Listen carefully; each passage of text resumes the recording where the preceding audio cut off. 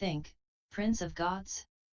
Would that noble son or daughter receive much merit as a consequence of such activities? Sakra, the Prince of Gods, replied, many merits, Lord. Many merits, O Shugata. Were one to spend hundreds of thousands of millions of eons, it would be impossible to measure the limit of the mass of merits that noble son or daughter would thereby gather. The Buddha said, have faith, Prince of Gods, and understand this, whoever accepts this exposition of the Dharma called instruction in the inconceivable liberation, recites it, and understands it deeply, he or she will gather merits even greater than those who perform the above acts. Why so? Because, Prince of Gods, the enlightenment of the Buddhas arises from the Dharma, and one honors them by the Dharma worship, and not by material worship. Thus it is taught, Prince of Gods, and thus you must understand it. The Buddha then further said to Sakra, the Prince of Gods, once, Prince of Gods, long ago, long before eons more numerous than the innumerable, immense, immeasurable, inconceivable, and even before then, the Tathágata called Basajiraja appeared in the world, a saint, perfectly and fully enlightened, endowed with knowledge and conduct, a blissful one, knower of the world, incomparable knower of men who need to be civilized, teacher of gods and men, a lord, a Buddha. He appeared in the eon called Vikarana in the universe called Mahavayaha. The length of life of this Tathágata Basajiraja, perfectly and fully enlightened one, was 20 short eons. His retinue of disciples numbered 36 million billion, and his retinue of bodhisattvas numbered 12 million billion.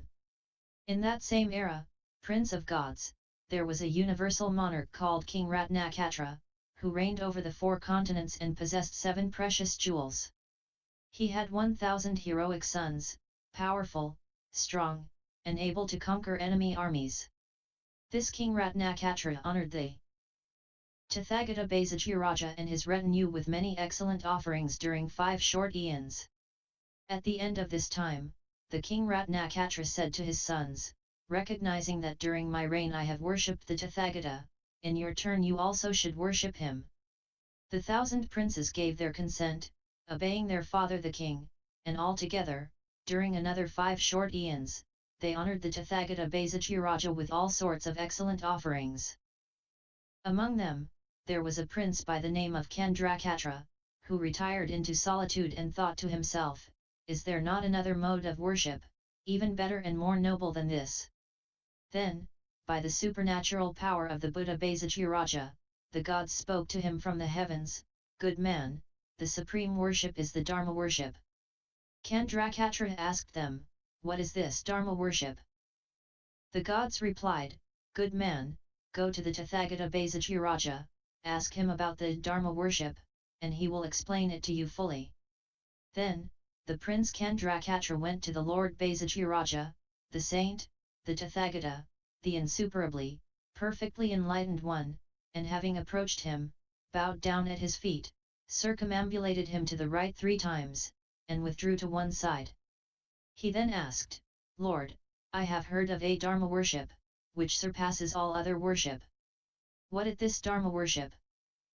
The Tathágata Basajiraja said, noble son, the Dharma worship is that worship rendered to the discourses taught by the Tathágata.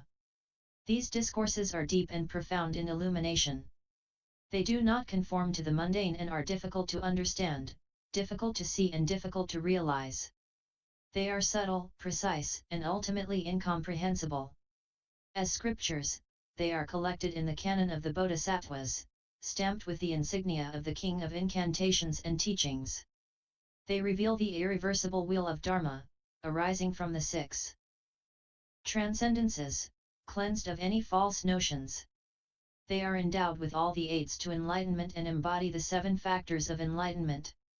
They introduce living beings to the great compassion and teach them the great love. They eliminate all the convictions of the maras, and they manifest relativity.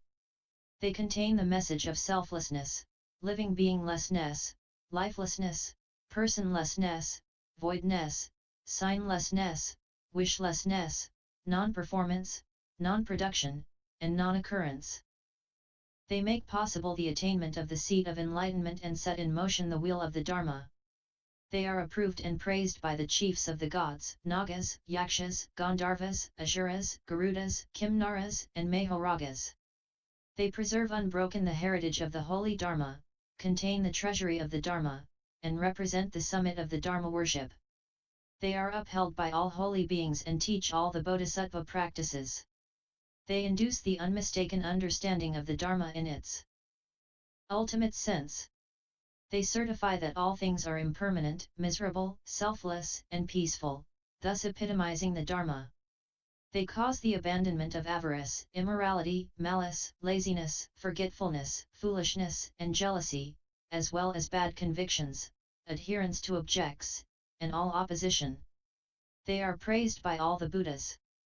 They are the medicines for the tendencies of mundane life, and they authentically manifest the great happiness of liberation. To teach correctly, to uphold, to investigate, and to understand such scriptures, thus incorporating into one's own life the holy Dharma, that is the Dharma worship.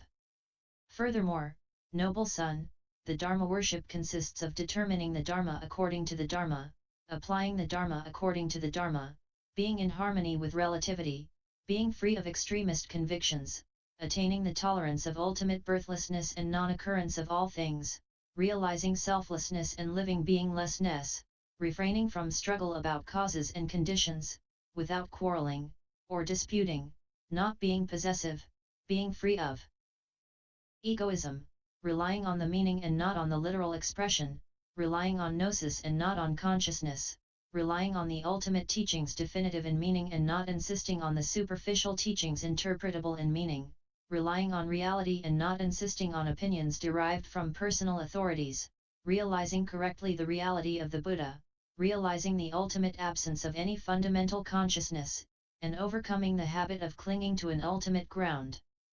Finally, attaining peace by stopping everything from ignorance to old age, death, sorrow, lamentation, misery, anxiety, and trouble, and realizing that living beings know no end to their views concerning these 12 links of dependent origination. Then, noble son, when you do not hold to any view at all, it is called the unexcelled Dharma worship. Prince of Gods, when the Prince Candrakatra had heard this definition of Dharma worship from the Tathágata Basajiraja, he attained the conformative tolerance of ultimate birthlessness, and, taking his robes and ornaments, he offered them to the Buddha Basajiraja, saying, "When the Tathágata will be in ultimate liberation, I wish to defend his holy Dharma, to protect it, and to worship it. May the Tathágata grant me his supernatural blessing, that I may be able to conquer Mara and all adversaries and to incorporate in all my lives the holy Dharma of the Buddha." The Tathágata Basajiraja, knowing the high resolve of Candrakatra, prophesied to him that he would be, at a later time, in the future, the protector, guardian, and defender of the city of the holy Dharma. Then, Prince of Gods, the Prince Candrakatra, out of his great faith in the Tathágata, left the household life in order to enter the homeless life of a monk, and having done so, lived making great efforts toward the attainment of virtue. Having made great effort and being well established in virtue, he soon produced the 5 superknowledges, understood the incantations, and obtained the invincible eloquence. When the Tathágata Basajiraja attained ultimate liberation, Candrakatra, on the strength of his superknowledges and by the power of his incantations, made the wheel of the Dharma turn just as the Tathágata Basajiraja had done and continued to do so for 10 short eons. Prince of Gods, while the monk Candrakatra was exerting himself thus to protect the holy Dharma, thousands of millions of living beings reached the stage of irreversibility on the path to unexcelled, perfect enlightenment. 14 billion living beings were disciplined in the vehicles of the disciples and solitary sages, and innumerable living beings took rebirth in the human and heavenly realms. Perhaps, Prince of Gods, you are wondering or experiencing some doubt about whether or not, at that former time, the king Ratnakatra was not some other than the actual Tathágata Ratnarsis. You must not imagine that, for the present Tathágata Ratnarsis was at that time, in that epoch, the universal monarch Ratnakatra. As for the 1,000 sons of the king Ratnakatra, they are now the 1,000 bodhisattvas of the present blessed eon, during the course of which 1,000 Buddhas will appear in the world. Among them, Krakachanda and others are already born, and those remaining will still be born, from Kakutsunda up to the Tathágata Roka, who will be the last to be born. Perhaps, Prince of Gods, you are asking yourself if, in that life, in that time, the Prince Kandrakatra who upheld the holy Dharma of Lord Tathágata Basajiraja was not someone other than myself. But you must not imagine that, for I was, in that life, in that time, the Prince Kandrakatra. Thus it is necessary to know, Prince of Gods, that among all the worships rendered to the Tathágata, the Dharma worship is the very best. Yes, it is good, eminent, excellent, perfect, supreme, and unexcelled. And therefore, Prince of Gods, do not worship me with material objects but worship me with the Dharma worship. Do not honor me with material objects but honor me by honor to the Dharma.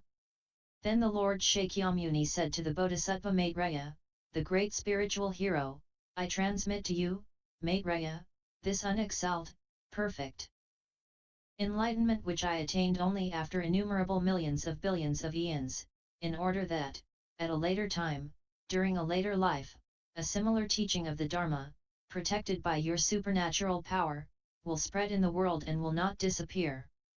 Why? Maitreya, in the future there will be noble sons and daughters, devas, nagas, yakshas, gandharvas, and asuras, who, having planted the roots of virtue, will produce the spirit of unexcelled, perfect enlightenment. If they do not hear this teaching of the Dharma, they will certainly lose boundless advantages and even perish.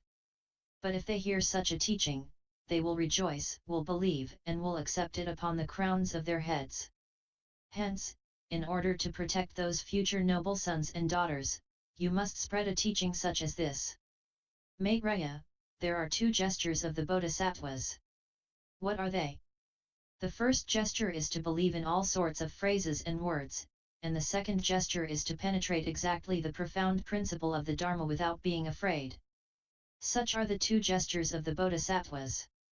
Maitreya, it must be known that the bodhisattvas who believe in all sorts of words and phrases, and apply themselves accordingly, are beginners and not experienced in religious practice.